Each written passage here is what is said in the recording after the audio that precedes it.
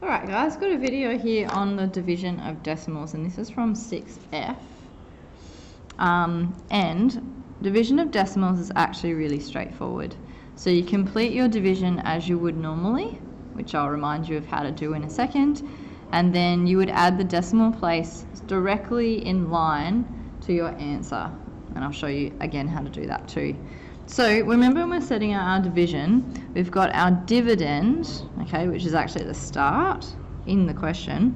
That goes underneath our division line, and our divisor goes out the front, okay?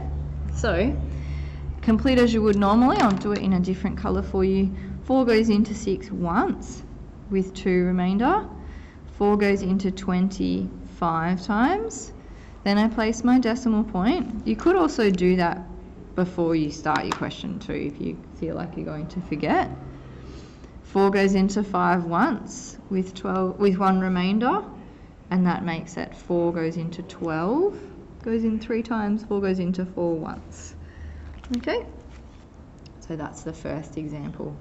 I'll do another one for you. If that was too fast, go back and watch it again and just make sure you're following the steps. So remember, if you have a remainder with any part, you put it next to the next biggest number and then read it as that number. So 20, for example.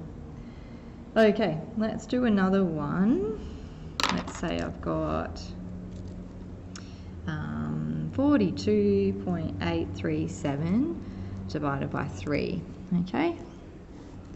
So my dividend goes underneath and my divisor goes out the front. Okay, let's move it up a bit. There we go.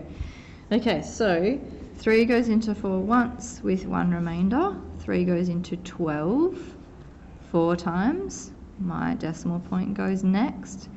3 goes into 8 twice with 2 remainder. 3 goes into 23 7 times with 2 remainder, and 3 goes into 27 9 times. Okay, wonderful. I'm just going to do one more example for you because it will involve extending the number slightly, which, yeah, I'll show you. It'll make more sense when I show you the example. Okay, let's say I have 0.0234 divided by 4. Okay, so do your setting out. 0.0234. Okay, and my divisor, out the front. Okay. 4 goes into 0 0 times. It is really important that if your divisor doesn't fit into the number, that you still record a 0. Okay, otherwise you might end up with a number that is missing a digit. Okay. So point. 4 goes into 0 0 times. 4 goes into 2 0 times.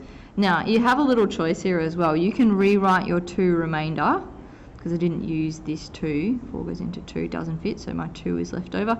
You can rewrite it there as a little 2 and make that 23, or you can just read it as 23, whichever works for you.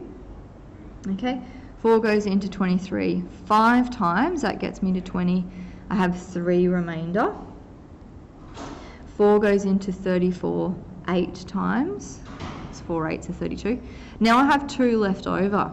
Okay, so what I do with that is I place my remainder down as I would normally, and then I add a 0, and I read that as 20 in this case. And if you need to extend your line out, you can. So 4 goes into 25 times with no remainders. Okay, so that's a little example of how you might need to extend your number. Okay, division of decimals.